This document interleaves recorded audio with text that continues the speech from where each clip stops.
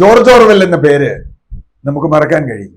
1948 അത് തിരിച്ചിട്ട് 1984 എന്ന ഒരു നോവൽ അദ്ദേഹം എഴുതി. അനിമൽ ഫാം എഴുതി, മറ്റു പലതും എഴുതി. അദ്ദേഹത്തിന്റെ എല്ലാവരും കോട്ട് ചെയ്യുന്ന പ്രസിദ്ധമായ ഒരു സംഗതിയുണ്ട്, all are equal some are more equal. ഇന്നത്തെ സോവിയറ്റ് യൂണിയനെയും കമ്മ്യൂണിസ്റ്റ് ഭരണകൂടത്തെ കുറിച്ച് അത് പറയുന്നെങ്കിലും അത് കമ്മ്യൂണിസ്റ്റ് പാർട്ടികൾക്കൊക്കെ ബാധകമാണ്.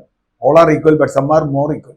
നോക്കൂ, കേരളത്തിൽ കമ്മ്യൂണിസ്റ്റ് പാർട്ടി അതത് കാലത്ത് പ്രായപരിധി കൊണ്ടുവരുന്നു. 2 തവണ മത്സരിച്ചവർ മൂന്നാമത് മത്സരിക്കേണ്ടതില്ല എന്ന് പറയുന്നു. ഇതൊക്കെ അങ്ങ് തീരുമാനിക്കുക. ഇതൊക്കെ ചിലർക്ക് വേണ്ടി ഉണ്ടാക്കുന്നത്. ഇപ്പോൾ പണ്ട് സഞ്ജയൻ പറഞ്ഞിട്ടുണ്ട്, ഒരു ജോലിക്ക് ആളെ വിളിക്കുമ്പോൾ വലതുകാലില് പെരുവിരലിൽ ഒരു മറുകുണ്ടായിരിക്കണം എന്നത് ആ ജോലിക്കുള്ള യോഗ്യതയാണ്. കാരണം ആ പെരുവിൽ മറുകുള്ള ഒരാളെ ലോകത്തുള്ളൂ, അയാൾ എടുക്കാൻ വേണ്ടിയിട്ടാണ്. അപ്പം ഇവിടെ തങ്ങൾക്ക് ആവശ്യമുള്ളവരെ ഒഴിവാക്കിക്കൊണ്ട് നിരവധി പ്രഖ്യാപനങ്ങൾ നടത്തുക. 2 തവണ മത്സരിച്ചവർ വേണ്ട, 2 തവണ മത്സരിച്ചവര് 3-ാമത്തെ തവണ മത്സരിക്കേണ്ടെന്ന് പറഞ്ഞിട്ടാണ് കഴിഞ്ഞ തവണ കുറെ പേരെ, ഉന്നതരായ നേതാക്കന്മാരെ പലരെ ഒഴിവാക്കി. ഇപ്പോൾ തോമസ് ഐസക്കിനെ പോലെ, അല്ലെങ്കിൽ AK ബാലനെ പോലെ, MA ബേബിയെ പോലെയുള്ളവരൊക്കെ ഒഴിവാക്കിയത് അന്ന് അങ്ങനെയാണ്. 2 തവണ മത്സരിച്ചവർ ഇനി വേണ്ട എന്ന് തീരുമാനിച്ചു. എനിക്ക് ഇഷ്ടമില്ലാത്തവർ 2 തവണ മത്സരിച്ചെങ്കിൽ വേണ്ട തീരുമാനിച്ചു. ഇത്തവണ 2026 തെരഞ്ഞെടുപ്പ് വരികയാണ്. 2026 തെരഞ്ഞെടുപ്പ് ഒരു 2 തവണ മത്സരിച്ചവർ വേണ്ടെന്ന് പറഞ്ഞാൽ, എന്റെ കണക്കനുസരിച്ച് തിരുവനന്തപുരം ജില്ലയിൽ തന്നെ 6 CPM ജയിച്ച മണ്ഡലങ്ങളിൽ 6 പേർക്ക് മത്സരിക്കാൻ പറ്റില്ല. 2 തവണ ജയിച്ചവരാണ്. അവരൊക്കെ ഒഴിവാക്കുമോ എനിക്കറിയില്ല. പല മന്ത്രിമാരും അങ്ങനെയാണ്. ഇപ്പൊ വീണ ജോർജ് അടക്കം 2 തവണ ജയിച്ചത്. അവരെ ഒഴിവാക്കുമോ? പലരും പല രീതിയിൽ. എന്തായാലും ഒരാളെ ഒഴിവാക്കില്ല, അത് പിണറായി വിജയൻ. പിണറായി വിജയൻ 50 തവണ മത്സരിച്ചാലും വാക്കാം. കാരണം വേറെ ആരെയും വെച്ചാൽ സംഗതിയാണ്, തെരഞ്ഞെടുപ്പിൽ നിൽക്കാൻ പറ്റില്ല. പിണറായിയുടെ മുഖം കാണിച്ചിട്ടാണല്ലോ തെരഞ്ഞെടുപ്പ് ജയിക്കുന്നത്. അത് ജയിക്കുമെന്നുള്ളത് 2ാമത്തെ കാര്യം. പക്ഷെ ആ മുഖം കാണിക്കണം. പക്ഷെ എനിക്കൊരു ഓർമ്മയുള്ളത് 2024 തെരഞ്ഞെടുപ്പ് കാലത്ത്, ലോക്സഭാ തെരഞ്ഞെടുപ്പ് കാലത്ത് ഒരു സ്ഥലത്തും പിണറായിയുടെ പടം വെച്ചില്ല എന്നാണ് ഞാൻ മനസ്സിലാക്കുന്നത്. കാരണം വെച്ചാൽ അത് നെഗറ്റീവ് ആവുമെന്ന് പറഞ്ഞുകൊണ്ട് പല മണ്ഡലങ്ങളിലും പിണറായിയുടെ പടയെ വെച്ചില്ല. ഇനി ഇത്തവണ ഇനി അച്യുതാനന്ദന്റെ പടം വേണ്ടി വെക്കും, അതെനിക്കറിയില്ല വയ്ക്കുമെന്നുള്ളത്. ഏതായാലും ചിലർക്ക് ഇളവ് കൊടുക്കും.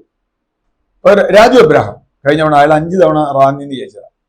രാജു എബ്രഹാമിനെ ഒറ്റ അടി അടിച്ചു മാറ്റി. പക്ഷെ ഇത്തവണ അങ്ങനെ മാറ്റുമോ? അങ്ങനെ മാറ്റിയാൽ ഇളവ് പിണറായി വിജയന് മാത്രമാണോ കൊടുക്കുക? പറയുമ്പോ ഞാൻ പറഞ്ഞ് പബ്ലിക്കായി നമ്മളൊരു നിലപാട് പറഞ്ഞാൽ ഇയാൾക്ക് ആ നിലപാടില്ല, മറ്റയാൾക്ക് ആ നിലപാടുണ്ടെന്ന് പറഞ്ഞാൽ അതിന്റെ അർത്ഥം എന്താ? അതാണ് അവസരവാദം എന്ന് പറയുന്നത്. തങ്ങൾക്ക് വേണ്ടപ്പെട്ട ആളുകൾക്ക് ഇളവുണ്ട്, വേണ്ടപ്പെടാത്ത ആളുകൾക്ക് ഇളവില്ല. തിരുവായിക്ക് എതിർവായില്ല എന്ന് പറയുന്ന ആളുകളെ മാത്രം നിർത്തി ജയിപ്പിച്ച്, ഇത്തവണത്തെ മന്ത്രിസഭയുടെ ഏറ്റവും വലിയ കുഴപ്പം അതായിരുന്നു എന്നാണ് പാർട്ടിക്കാർ തന്നെ പറയുന്നത്. കാരണം കാര്യവിവരമുള്ള ഒരാൾ പോലും മന്ത്രിസഭയിലില്ല, എല്ലാം പരമാബദ്ധങ്ങളാണ്. മുമ്പ് മന്ത്രിസഭയിൽ നന്നായി ശോഭിച്ചിരുന്ന ആളുകളെയൊക്കെ ഒഴിവാക്കിയാലോ, ശൈലജ ടീച്ചറെ, തോമസ് ഐസക്കിനെയൊക്കെ ഒഴിവാക്കിയാലോ, സുരേഷ് കുറുപ്പ്, പലരെയും. അപ്പൊ അതുകൊണ്ട് ഇനി തെരഞ്ഞെടുപ്പിൽ ഈ നയം കൊണ്ടുവരികയാണെങ്കിൽ പാർട്ടിക്ക് ആരെ വേണം നിർത്താൻ, ഒരു പാർട്ടി നേതൃത്വം തീരുമാനിച്ചത് ആരെ വേണമെങ്കിൽ. പക്ഷെ പിന്നെ വലിയ വാചകത്തിൽ തത്വജ്ഞാനം ഒന്നും പറയരുത്. ഞങ്ങളുടെ പ്രിൻസിപ്പിൾ ഇതാണ് സ്റ്റാൻഡ് എന്ന് പറയരുത്.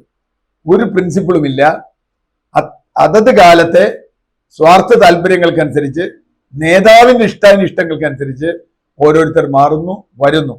അല്ലാതെ തത്വാധിഷ്ഠിതമായ നിലപാട് എന്നൊന്നും പബ്ലിക്കിനോട് പറയേണ്ടതില്ല. അങ്ങനെ ഒരു നിലപാടൊന്നും ഇപ്പോൾ രാഷ്ട്രീയ പാർട്ടികൾക്ക് ഇല്ല എന്നതാണ് സത്യം.